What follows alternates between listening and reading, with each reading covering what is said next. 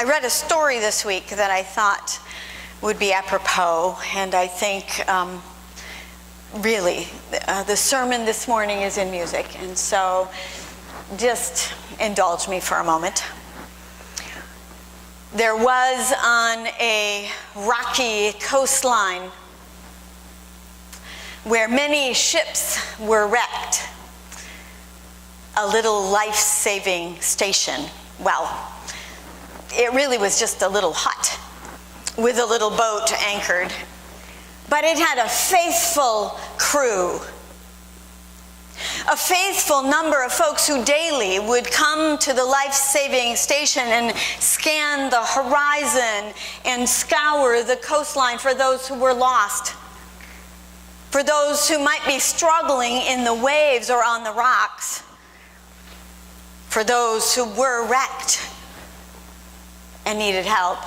And then they would go out in their boat and they would rescue, and many were saved on a regular basis, so that the life-saving station became popular. Those who were saved decided to join in the effort. And the community heard about the good work that the life-saving station was doing, and they said, "We'll join in." And many began to bring their time, their materials, their expertise, their gifts, their money to the life-saving station so that more could be saved. And as those who were wrecked came into the life-saving station, it became apparent that this hut was no place to receive those who were hurting and sick and troubled, scared and lonely, half drowned, cold. And so they cleaned up the place. They got rid of the old cots and put some nice, comfortable beds in the place. They fixed up the kitchen area so the food could be appropriate. And of course, they had to tear down the hut so that the latest technology could be brought in to find and save the boats. And pretty soon, this space became a gathering space for the community. More of a social club than a life-saving station. Pretty soon, those who were members of the life-saving station didn't want to go out and get dirty and messy. They didn't want to risk their lives for those who needed to be saved. And so they hired people to staff their new boats and to go out and do the hard work.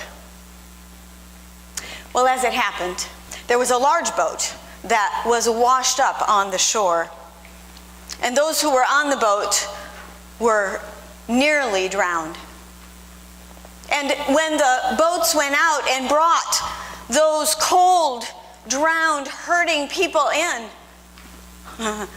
well, you can imagine, mud on the carpets, dirty, wet clothes on the beds, all their bedraggledness, people of different clothing, people of different language, people of different skin color in their fancy club. Well, right away they decided that they ought to build a shower outside so that the people could get cleaned up before they came in to the life-saving station. At the next meeting of the members, there was a big argument. Are we about saving lives, or must we keep our club neat and pretty? The majority said, we don't want those people in here. And if you do, then you can go down the road and build a new life-saving station, which is what some of the members did. But you know, it's human nature. And pretty soon that life-saving station evolved into a social club. And if you go to that coastline today, you'll see beautiful, expensive clubs scattered along the coastline. And many ships still are wrecked on the shores, and many drown. And so few care.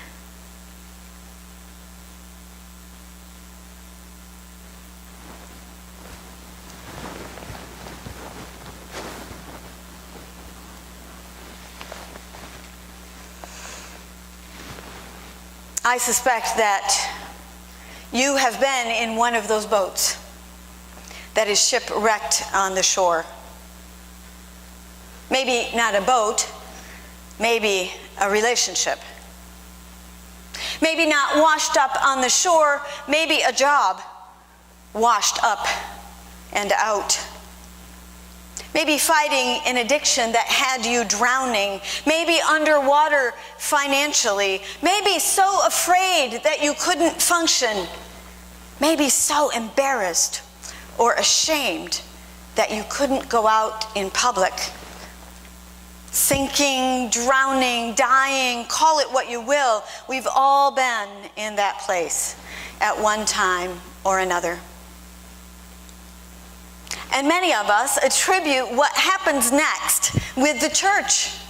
The church saved us, or we found religion, or God found us, or the Spirit grabbed us up. Or we began to follow Jesus and we found new meaning and purpose in our lives. We describe it in different ways, right? But this thing that we do here is about saving lives. Maybe it was through a 12-step program. One way or another, we are lost and are found. We were blind and now see. We were hungry and are full. We were slave and now are free. We became part of the life-saving station because we're so grateful for our salvation. And we want to save others.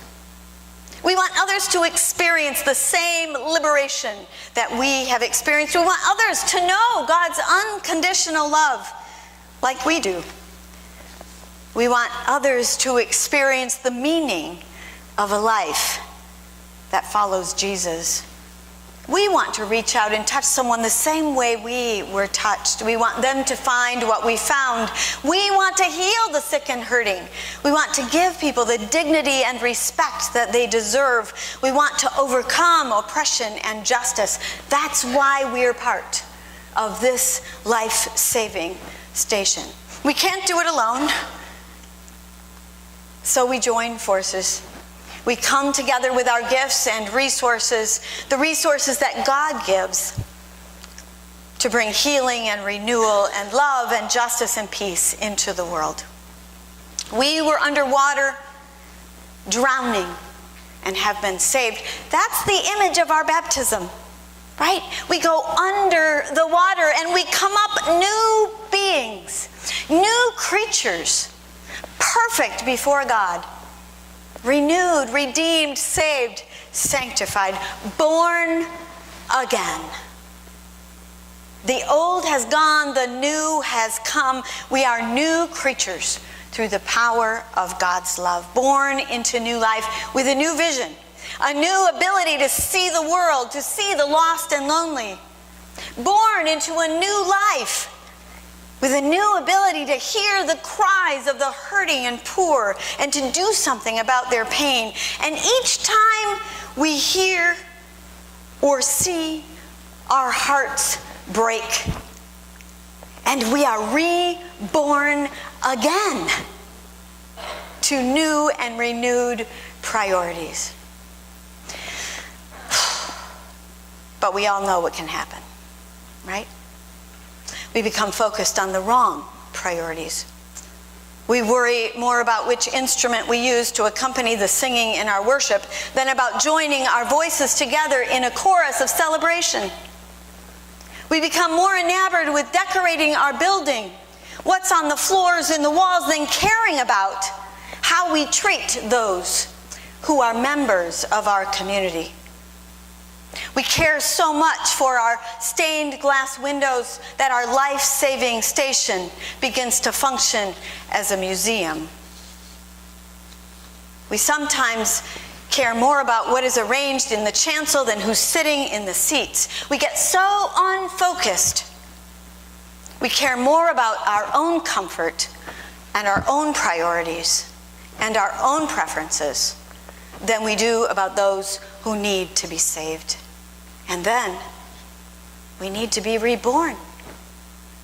We need to be born again. We need to go under the water, deep into God's saving grace, and come up forgiven, cleansed, renewed with new priorities, God's priorities, changed, revived, saved from ourselves, dying to old priorities, living into new priorities. Changed.